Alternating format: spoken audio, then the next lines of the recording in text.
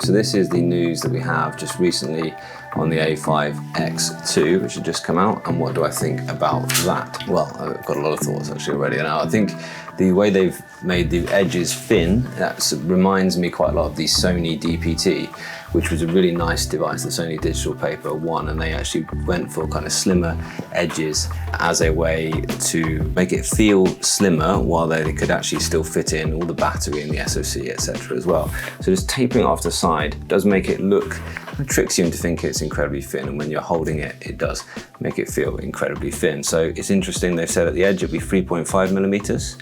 And this sleek bionic back, I'm not sure what they mean by bionic, but basically you can take it off, and essentially they've made in the middle, they've made room for the SoC, that's slightly thicker, and the battery, and then to the edges where you don't need that, where it's essentially just screen, you'll see that you've got it just tapering to that incredibly thin size there as well.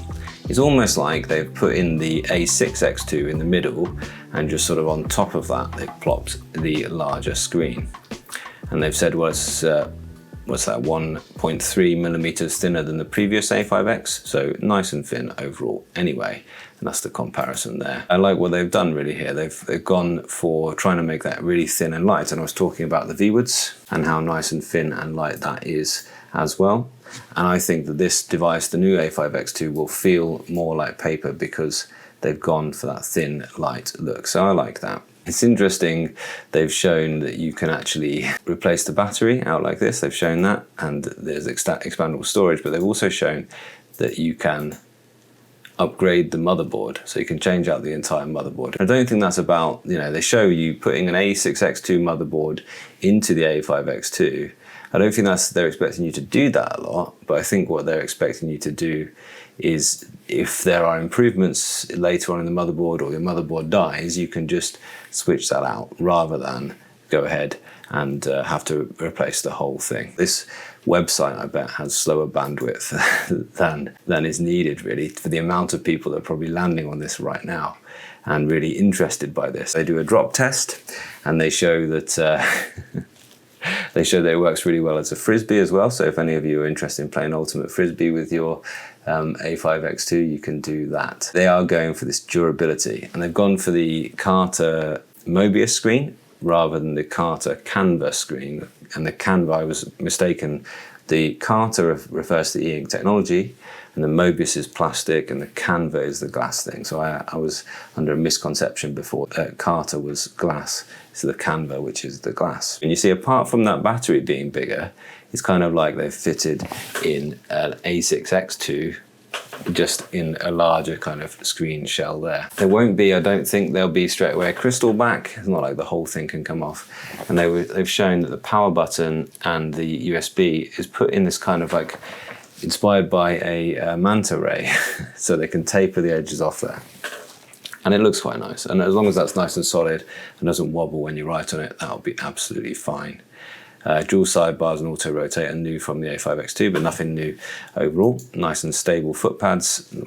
Reviewers make a massive deal out of those, but yeah, they're cool. Top charging port, so if you need to charge it, it's not at the bottom, so it gets in the way of your writing, it's at the top, so it works nicely on your desktop. The pen loop can be taken out as well. If you look at this animation here, you can see there's two screws on the side there, where the pen loop itself can be taken out.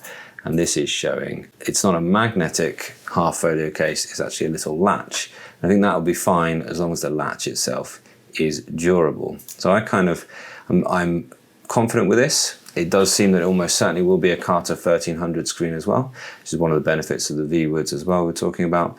That's going to give faster response time than even the Carta 1200 or the previous generations, and better contrast as well. So that'll be really, really nice. Overall, yeah, it's going to be an impressive looking device, and can't wait to try it out. No, it's not magnetic. It's a clip-on case thing, which I think they've probably gone for the clip rather than the magnets because magnets interfere with the EMR technology. So any other questions about the A5X2? Will lift off the desk while I'm writing? I hope not. I don't think so. We'll see. I think that they are a astute enough design company that they'll make sure that won't have happened. I suppose as well, if the half folio is folded behind, then it also has that extra bit of stability there as well. And they haven't shown us the release date again, or they've said once more, they've said September, but they did say, I think they even said April once, and I think they said July once as well. So we will see, or they've certainly pushed it back. So that's interesting. Yeah, it's literally the bandwidth on the actual website, isn't it, Dr. Ben? And that's the thing about this. The A6X2 has been so popular, they perhaps weren't ready for that, and there's been delays getting those to people. I think that probably a small company like Supernote, talented designers, committed designers, that's what's led to them having these delays. So there we are, there's some really cool things as well. And incidentally, the A5X, the Supernote, the way that works into Europe is a bit different because, the way it works into the UK is a bit different. Into Europe, they have a reseller, which is the European Supernote, I think it's supernote.eu or something like that. The way it works for the UK, because we're not part of the European Union anymore, is they take off the European taxes and then they calculate and put back on UK taxes. So you don't pay European taxes and then UK taxes, you don't pay both. There's a calculation that happens at checkout. Yes, thanks for that. Yeah, it looks like they're pogo pins on this type, and hopefully that brings full folios in a tight folio design. One thing I'd say is the Supernote isn't the best for typing. It's not the fastest for typing, so there's something that they would need to improve that, and I think they certainly could. It's just to show, well, they've gone for plastic. They asked me what I thought about design, whether they should go aluminium, whether they should go plastic, durability of plastic versus like thinness and lightness of aluminium, and it can make much thinner with aluminium because it's that bit stronger, but it isn't as durable, it's not as flexible, obviously. Glass screen versus plastic screen, and it's about durability. It's also about the way it feels in your hand, and aluminium is a metal, so it's a bit colder to the touch, whereas plastic is a bit warmer to the touch, so there's reasons to go for that as well. So it's about the durability, why they're showing that.